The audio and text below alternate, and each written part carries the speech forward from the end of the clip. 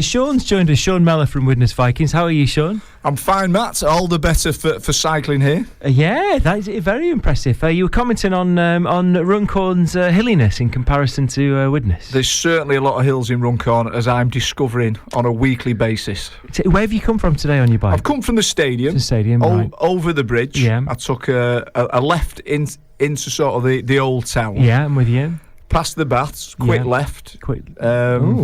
And then I've come down this industrial estate. I've even got my directions sellotaped to my arm. It's like a sat-nav for It's a primitive sat-nav. But it got you here. It's a difficult place to find. Sat-navs are evil. They take people past the front door. Well, I noticed that in your email. So luckily the locals, the natives, took pity on me and pointed me in the right direction. That is good of them. That is good. You could have been someone's dinner. So well played. Are you excited about cycling over the new bridge? It's a strange question. Has that crossed your mind at all? Is it allowed? Is the cycling over the new bridge? That's a good question. Not? I don't think there is. No. Right. But I've just conquered the old bridge. Yeah. So first things first, because I'm not great with heights, but the old bridge is being shut for a year, isn't it? Or is it going to remain open for cyclists? I think it remains open for the cyclists and pedestrians, yeah. If you're from Merseyflow and you're listening and thinking, these idiots talking about... not you, Sean, me and Alec. Yeah, please get in touch. Yeah, it's a burning issue, obviously, for us. Tell us a little bit about what you do, what your work with the Widnes Vikings. Well, my job title is more grand than my pay scale, as is most people employed in rugby league. Yeah. So I'm Community Rugby League Coordinator. Fantastic. So I work with the clubs. Yeah. I'm responsible for coaching, especially in the secondary schools. Okay. And one of the things I'm really excited about, and we've done it quite well for the first 6 months of my time at Widnes, is turning some of those community contacts into attendances on a match day. Because one of the wonderful things about the synthetic pitch is we've not got a groundsman running around saying get off. Cancel the kids' games. Yeah. So in some instances we've had well over 100 kids playing curtain raisers before the game. Wonderful. And so as the audience are coming in for a Vikings match, then as they come in, it's quite early to be fair. Right. They're not playing in front of a massive audience. Yeah. However, we do aim to make their day as special as possible. So we present them with something, either a medal or a certificate. Wonderful. And they do a parade at half-time when there are some people in the stadium. Yeah, absolutely. You've probably, we've only just met, Sean, but you probably summed up that I'm not the most athletic of chaps. But I thought you moved to the front door quite well. not lost that pace over 6 yards. But when I played for the NHS in the stadium, and it was such on the eye pitch. And I was so thrilled to just be on the pitch and looking around at the completely empty stands. Our mate Des Chow was like the one person sat watching. But it was just brilliant. I love being on the pitch. And then when the next time I went to a Vikings game, I felt strangely nervous about people because I'd been on the pitch. I can't really might explain. have been recognised. No, not as if I'd been, but more like, imagine if I stumbled on it now by accident, and cocked things up. Well, look, that can be arranged. I'm sure we can get you back on that pitch with your team. Some kind of plague. I'd have put my name forward. I'm not suggesting for one moment. You're part of the first team squad. Although we did have some injuries last year. It was a problem at the time. Yeah, but we still didn't think about calling you. No disrespect. No, none disrespect taken. But by all means, there must be something we can do to get you on the pitch. Absolutely. And do a ticket offer to your family and friends. Oh my Lord! I'm sure we can do that. Let's not worry about that. The atmosphere in the club must be brilliant after last weekend's result and safety achieved. Yes, it's certainly a lot better than it would have been. But I do think the overriding emotion is one of relief. Yeah. Rather than it's party time. Yeah. Because I do think rugby league is, we like to think of it as a family sport, and there'll be people in the other clubs who are still, they're in the £1 million game. Yes. And really, our thoughts are with them. Yeah. Because it's a very, very stressful time. It's there's. I believe Sky TV wanted, and the word bandied about was jeopardy, and they certainly got that. Yeah. But and they've must be delighted with Hull KR doing so well, meaning that 2 Super League teams are going to be fighting it out. It is. Well, there is that, but again, it's a tough one. Yeah. And I know. I was actually on a course yesterday, and there were a number of attendees from Hull KR, right, who, of course, were the people on the receiving end of the £1 million game last year. They slipped out of Super League for a year, of course, and their words were they wouldn't wish the £1 million game on the worst enemy. No, which I presume they meant somebody from Hull FC. Who aren't going to be near it for a while. I think it's fair to say. We just seem to run out of luck in the qualifiers or the reverse playoffs or whatever we call them, and the injuries started to mount up, and my faith was seeping away. But we got there in the end. Well, they did. I think to get your first ever win in France when you really, really needed it is a great achievement. Yeah, and I don't think the DVDs of that game or the recordings will ever be used as an example of people playing the wonderful game, but job done, exactly. There was a time that we tried very hard in our house, me and the wife, not to say bad words in front of the children, but when there's about 20 seconds to go and we just I think Hep Kayla just knocked on. I'm sure he'll appreciate you reminding him of that. Yeah, I'm sure he's not listening. He had a wonderful game. He is a fantastic player and greatly admire him. But the blooming clock stopped. Yeah. I was just going nuts. I thought, what kind of conspiracy is this? Who's in charge of this clock? Well, it was just... It was like, what is the clock? Just when you thought you couldn't take any more excitement, there was a bit more. It's like, hey, we've got to hang on for 18 seconds. Yeah. And they've been playing for about 5 seconds, the clock. But one of the things, I don't know whether it occurred to you, and I bet it's occurred to the Catalans since, they had a couple of kickable penalties. Yes. If they'd taken them, they would have had home advantage. Yeah. Which I think makes a big difference. I'm stunned that in the spur of them, I appreciate if they beat us, they're not in the game. So I understand that's got to be in the forefront of your mind. But you'd think with 20 seconds to go, they would have thought before the game, someone would have said to them, look, if worst case scenario, if you can get a draw, it's better than a loss. You'd have thought they'd have kicked it. You try and give autonomy to the players on the field, and if they genuinely felt, we can get over that line, we can avoid that game completely. Of course. Then fine. Yeah. But hindsight's a wonderful thing. Sean, let's talk more about the community work. So it's my fault for dragging you off topic. I do apologise. So what inspired you to get involved with that side of the things? Well, I stumbled into it really quite a few years ago. I did play. I wasn't a particularly wonderful player. Student international. I've got a second division championship medal somewhere from playing at Lee. Right. But I became the commercial manager, and don't throw me out, at Warrington Wolves. Right. And while I was there and chasing people around for sponsorship, I did muck in, because they had quite a good community programme. Yeah. Did a bit of coaching. Yeah. And then the then community manager moved on. Okay. To the RFL, funny enough. Right. And I was asked to fulfil that role. So I've been in, if you like, community development, the community part of rugby league ever since, in various guises. What do you like best about it? Is it working with young people or? Well, to be fair, I really enjoy sort of the holistic approach, if you like, and that's because there's a lot of community programs that nominally take place within say a rugby league ground is the setting. Yeah. But I do think when you're coaching young people, you're seeing them progress, and you're inviting them to a game. Yeah. I do think that brings it all together. Yeah. Because I believe our community programme should be more than a community programme with a Vikings badge on it. Yeah. I do think we should be trying to convert people, into fans. Occasional fans, regular fans, members. Yeah.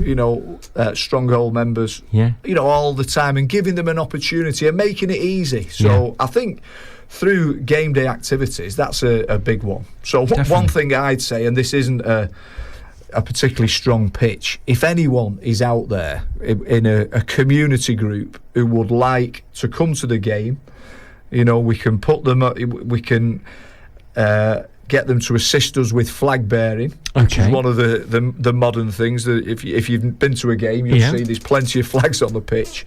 Well, we need young people to hold on to them. Right, brilliant. So, please get in touch. Fantastic. I always think as well with playing sport, it's just there's so many benefits, because obviously there's health benefits, keeping fit and those kind of things, but you're learning, especially with small people, they're learning about being in a team, learning about working together. There's the friendships that come from that and the sense of camaraderie. I think as well with sport there's a degree of discipline as well about playing your part in the team.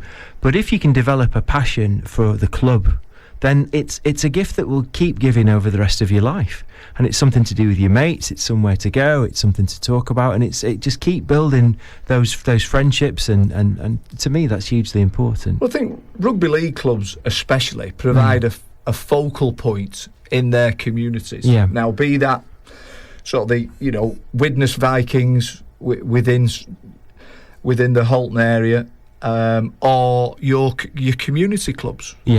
There's a great focus there, for people's activities, for those things you've described, making friends, for social events. And I think in that kind of environment, people do learn a lot about life, how to behave, how to make friends. Yeah, absolutely. How to keep friends, hopefully. Yeah.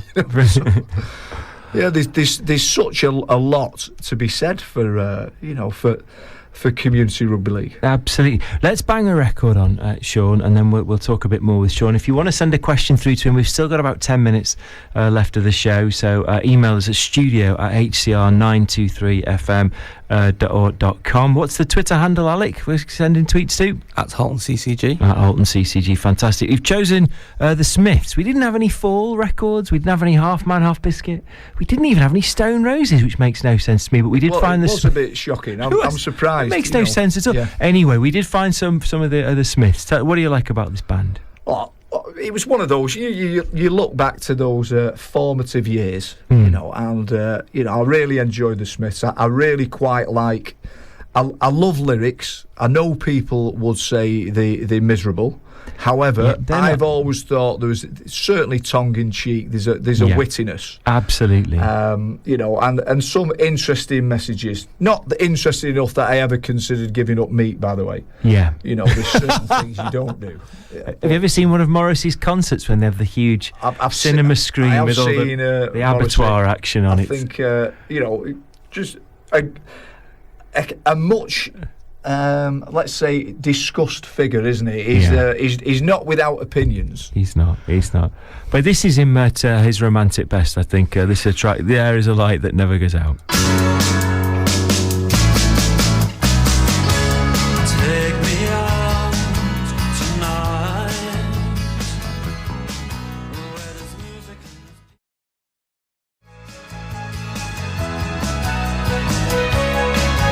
Genius of Morrissey and Marr. Competent drumming of, is it Mike Royce? I'm stretching my Smith's bait knowledge. Oh, you're doing quite well. Yeah, well, since you've only got 3 records on that, uploaded. There's over 10,000 tracks on here, and none by the Stone Roses. None I wanted. Unbelievable. I'm sure we find loads, Sean, if we're to root through. Right, let's talk a little bit about some of the specific programmes that Widnes Vikings offer. You mentioned the offload programme. Tell us about that. Yeah, well, the offload programme is a mental health programme. Yeah. And I think we can probably all agree that men don't talk enough about the problems. Yeah. So the offload programme provides an opportunity for people to come and, in inverted commas, offload. We have various speakers who are drawn from rugby league, various levels, who firstly talk about their experiences. Yeah. They are generally people who have learnt to talk about their, if you like, dark days. Yeah, absolutely. And that then prompts in the second half of what we term the offload fixture, an opportunity for discussion. Yeah. Which people find very, very helpful. I think it's brilliant. Rugby league is the manliest of manly sports. And it's brilliant that you've got people talking, and there's the state of mind and all these kind of things. As a sport, they're really embracing this idea that they can, and they're the perfect ambassadors, aren't they, to talk about mental they are. health. I think for those people who you quite rightly say, this sort of, who've got this macho image. And they are they are rock hard, aren't they? Yeah, for them to be able to talk like that must be reassuring for other people. Yeah.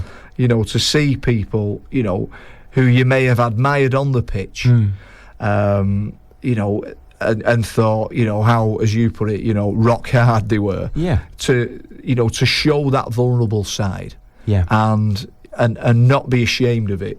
Is very, very helpful to people. Yeah. Having said that, the rugby league areas, often, for various socio-economic reasons, have become places where, really men's mental health problems, are rife.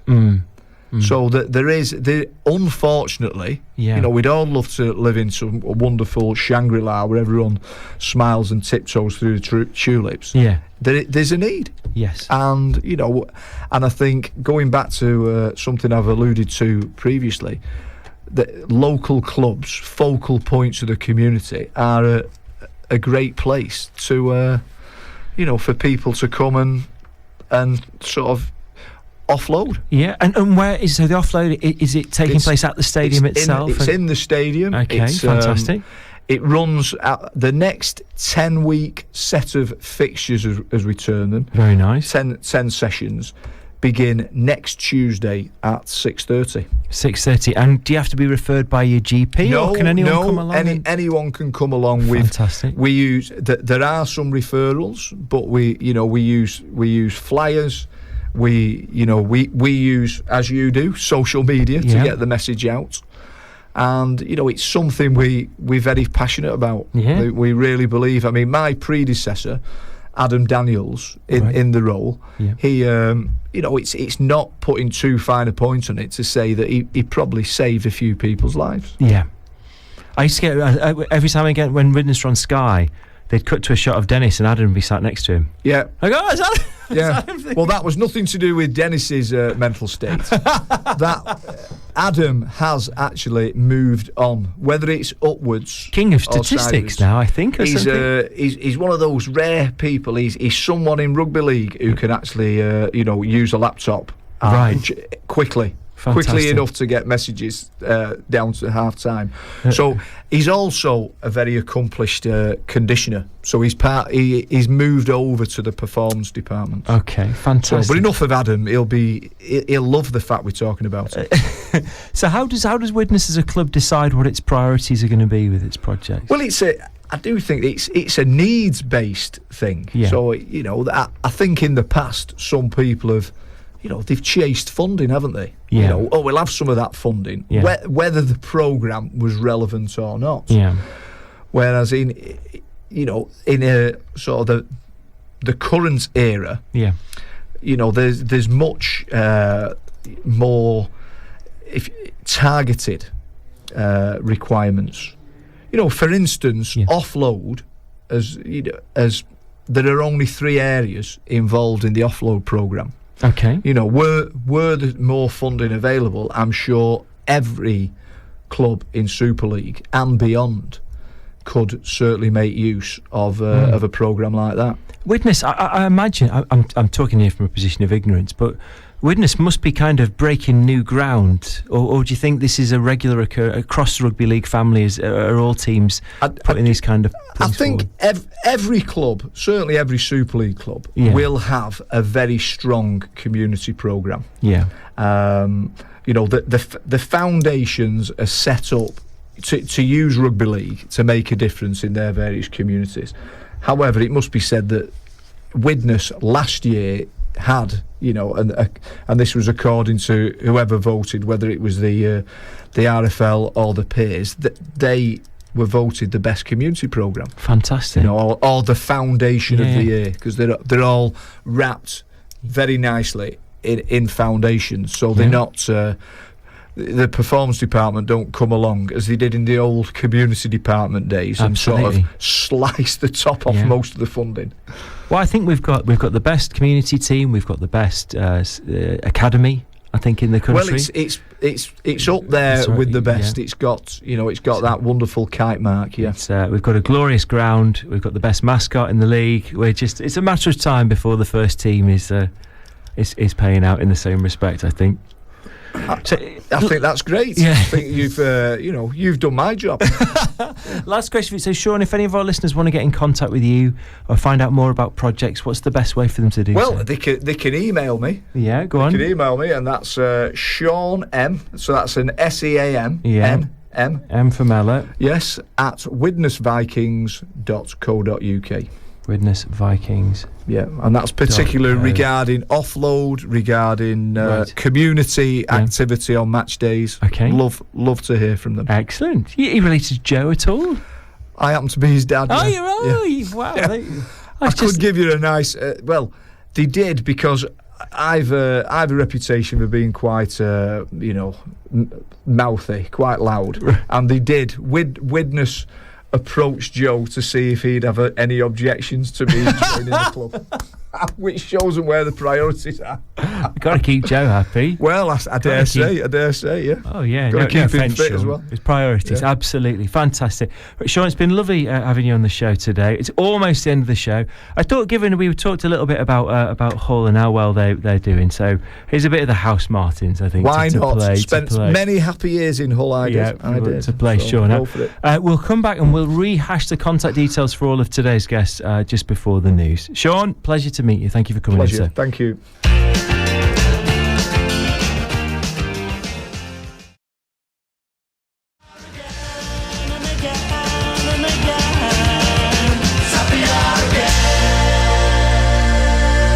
From London 0, Hull 4, magnificent stuff. That's the House Martins and Happy Hour.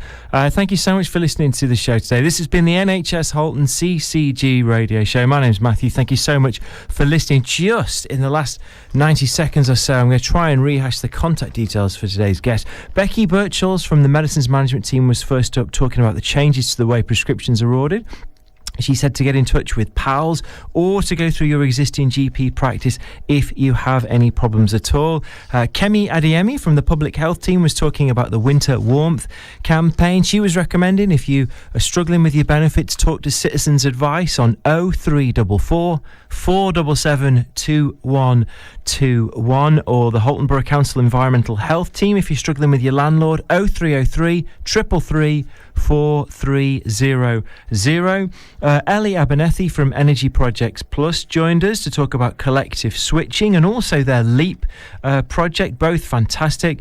lcrenergyswitch.co.uk is the website, and 0800 043 0151 the phone number. And lastly, Sean Mellor from Widnes Vikings joined us. If you'd like to talk to Sean, you can send him an email, seanm@widnesvikings.co.uk. Thanks for listening. We'll be back at the end of October. Online at hcr923fm.com, on your mobile and on 92.3 FM. This is Halton Community Radio.